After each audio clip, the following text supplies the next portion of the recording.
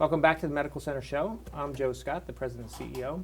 Today we have two great guests, really good partners to the Jersey City Medical Center and actually to everyone in New Jersey from the New Jersey Sharing Network. We have Joe Roth, our President and CEO, and Jackie Larea, who is the Director of Resource Development for the New Jersey Sharing Network. So welcome, you guys. Thank Glad you, Joe. you're here. Thank you. Joe, let me start with you. Tell us a little bit about the New Jersey Sharing Network and organ procurement. Well, the Sharing Network is a federally designated organ procurement organization that is, serves almost 80% of the population in New Jersey. And we are tasked with the duty of identifying and procuring organs for transplant in New Jersey. We're affiliated with 54 acute care hospitals and all the transplant centers in New Jersey. And our job is to work with those centers to maximize the chance of organ donation to save lives of people waiting for transplants in New Jersey.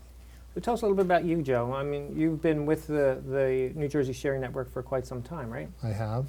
I've been there, next week it'll be 17 years. Wow, that's amazing. I joined the Sharing Network in 1998. I came out of the pharmaceutical industry. Organ donation was something near and dear to my heart. My father, years before, when he saw the first heart transplant in South Africa, he said to my siblings and myself, he says, if anything happens to me and they can use something, donate it. So organ donation was that kind of a situation for me. Right. Unfortunately, he couldn't be an organ donor. He died of a liver cancer before liver transplants were the norm.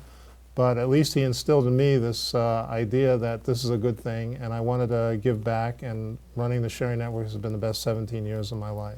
So for 17 years, you must see kind of a dramatic change in organ procurement over that 17 years.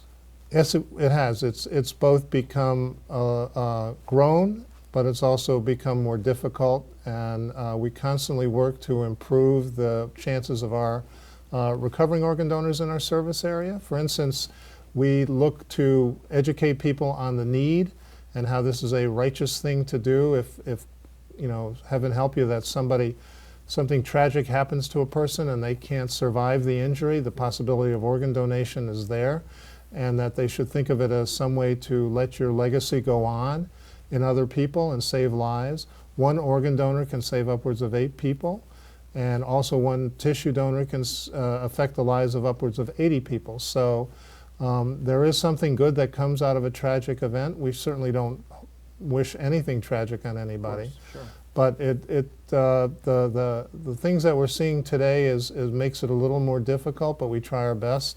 We were talking earlier about the health status of the population today, and they're coming into the hospitals a lot sicker than they used to be.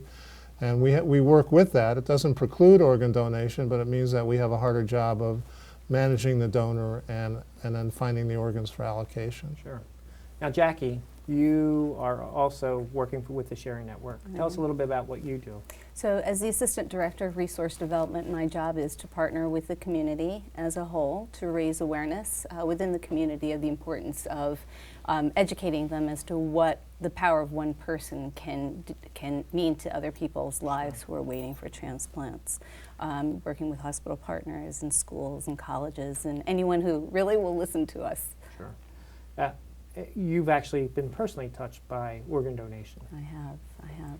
So my mom was killed on the New Jersey Turnpike a few years ago, and we unfortunately did not have that conversation about what would we want to have happen. Sure. So I want to thank you for this opportunity to come on this show, because it is critical that people talk about what they would want to have happen should a devastating act like what Joe referred to happens, because you don't plan for this. Right. No one plans to get hit. No one plans to have a heart attack. No one plans to have an aneurysm. So you want to just have a conversation. What would you want to have happen? Would you want to give the gift of life?